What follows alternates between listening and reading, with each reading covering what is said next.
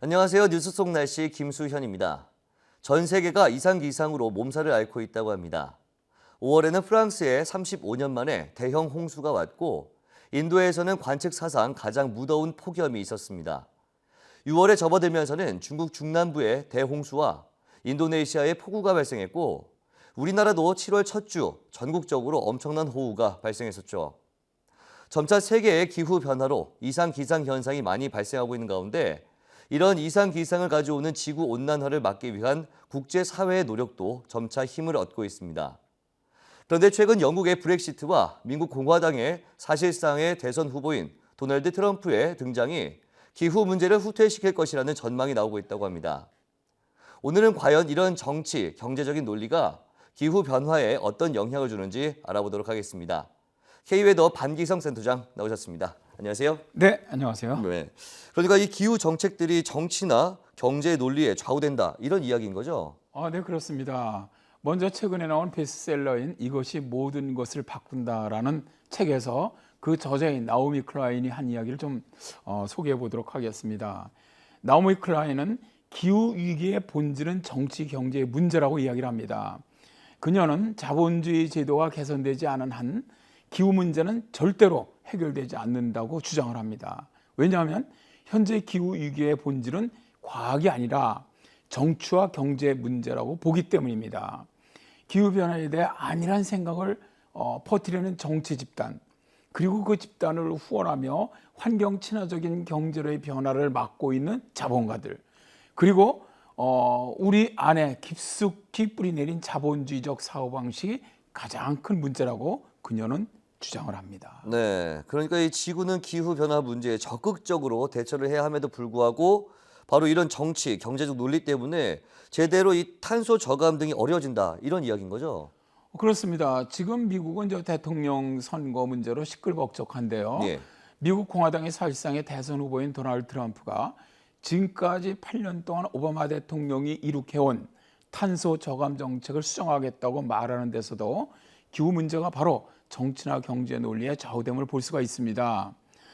지난 5월 26일 노스다코타주에서 열린 석유업계 컨퍼런스에서 트럼프는 우리가 그동안 들어왔던 헛소리가 아니라 진정한 환경의 도전에 대처해야 한다면서 인간이 기후변화를 유발한다는 과학계의 결론을 헛소리로 취급하는 발언을 하기도 했었습니다. 네. 트럼프는 작년 말에 맺어진 이 파리 기후 협정도 바보 같은 짓이다 이렇게 발언한 적이 있었죠?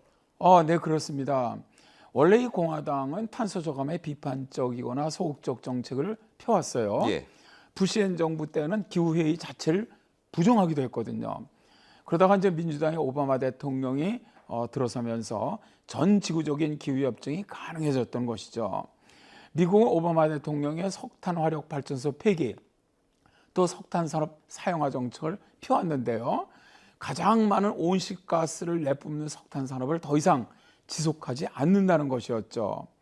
미국 에너지관리청에 따르면 2008년 미국 전력의 50%가량을 석탄에서 생산해냈어요. 그러나 2016년에는 그 비중이 32%까지 줄었습니다. 대신 가스로부터의 전력 생산 비율이 33%로 올라서면서 사상 처음으로 석탄 비중보다 높아졌다 그래요. 그러다 보니까 석탄 가격도 2001년 대비 62%가량 떨어졌다고 합니다. 트럼프는 지난해 12월 프랑스 파리에서 타결되었던 파리 기후 변화 협정을 언급하면서 이를 취소해야 한다 이렇게 목소리를 높였습니다. 그는 외국 관료들이 우리가 도대체 미국 땅에서 무엇을 이용하고 어떤 것을 해야 하는지 통제하려 든다면서 말도 안 된다 이렇게 이야기하기도 했습니다. 네. 그런데 궁금한 게 이 파리 기후 협정이 미국이 공식적으로 참여를 했고 합의했던 일이지 않습니까? 이 트럼프가 대통령이 된다고 해서 마음대로 탈퇴할 수 있을까요? 사실상 이 파리 협정은 지난해 12월 선진국과 개발도상국의 기후 변화를 막기 위해서 온실가스 감축에 동의하여 맺은 최초의 세계적인 기후 합의죠. 네. 온실가스 방출의 55% 책임 있는 55개국이 협정을 인준하면 협정은 합법적 구속력을 갖게 됩니다. 그러나 2017년 1월, 내년 1월이죠. 네. 이때까지 인준이 되지 않을 경우 새로운 미국 대통령은 이를 철회할 수가 있습니다. 네, 그렇다면 이 도널드 트럼프가 정말 미국의 대통령이 된다. 그렇다면 기후 변화 방지를 위한 어떤 이 세계적인 공조가 다 숲으로 돌아갈 수 있다는 얘기 아닙니까? 그러니까 이제 앞에서 말한 나오미 클라인의 기후 문제가 바로 정치나 경제 논리에 좌우되고 있다는 이야기가 좀 공감이 되지 않습니까? 정말 이 기후 문제가 가장 시급함에도 불구하고 표를 얻기 위한 정치적 논리에 좌우되고 있으니까 말입니다. 네. 사실 트럼프는 지난 2012년 트위터를 통해서도 지구온난화는 미국 제조업의 경쟁력을 빼앗기 위해 중국이 만들어낸 중국을 위한 개념이라고 말하기도 했었습니다. 네, 그러니까 이 지구 기후 변화 문제를 해결하기 위해서는 트럼프가 미국의 대통령이 되면 안 된다.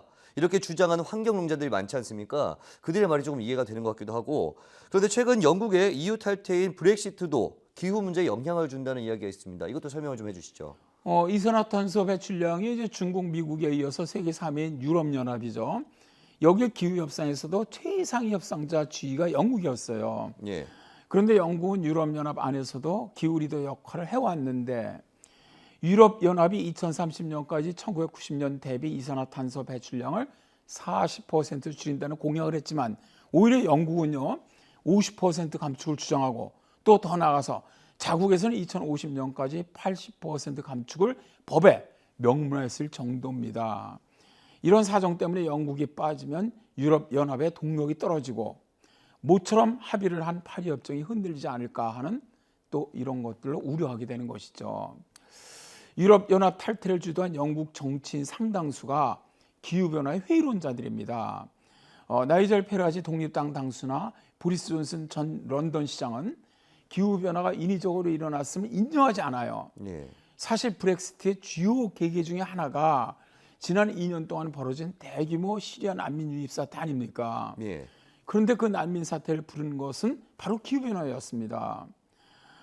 콜린 켈리 미국 캘리포니아 대학 기후학자 등은 지구 온난화가 일으킨 2006년에서 2010년 사이 최악의 가뭄이 이 농업의 붕괴를 가져왔고 결국 이들이 고국을 떠나는 대량 이주를 만들어냈다 이렇게 말합니다. 이것이 시리아의 내전과 기후 난민을 만들어낸 것이죠. 결국 난민 문제 등이 얽히면서 기후변화가 브렉시트를 부르고 이것이 다시 기후변화 대응을 약화시키는 악순환이 벌어질 가능성을 높였다는 것이죠. 네. 그러면 정말 애써서 만든 거 아닙니까? 파리 기후 협정이 발효도 되기 전에 폐기가 될 수도 있는 거 아닙니까? 사실 도널드 트럼프는 대통령이 되면은 파리협정 폐기를 자기는 공언하고 있어요. 예. 영국의 또 새로운 지도자들도 여기에 동조를 하고 있습니다.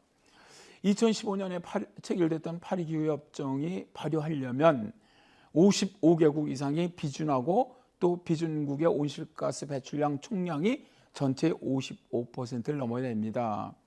그런데 선진국 가운데 프랑스가 6월 15일에 처음 비준을 했어요. 예. 많은 기후 전문가들이 걱정을 하는 상황이 돼버리고 마는 것이죠. 네, 그렇군요. 오늘 말씀 고맙습니다. 네, 감사합니다. 지난주 정부는 석탄 발전소 배출 미세먼지를 2030년까지 24% 줄인다고 발표했습니다. 많은 기후 환경학자들이 우리나라 석탄 발전소를 줄여야 한다고 할 때는 뒷짐을 지고 있었지만 최근 정치적으로 미세먼지가 문제가 되니까 바로 노후 석탄 발전소를 폐기하는 등의 정책 변화가 있었죠. 이 또한 기후변화 정책이 정치 논리에 큰 영향을 받는다는 것을 잘 보여주는 사례가 아닌가 합니다. 뉴스 속 날씨 오늘 준비한 소식은 여기까지입니다. 시청해주신 여러분 고맙습니다.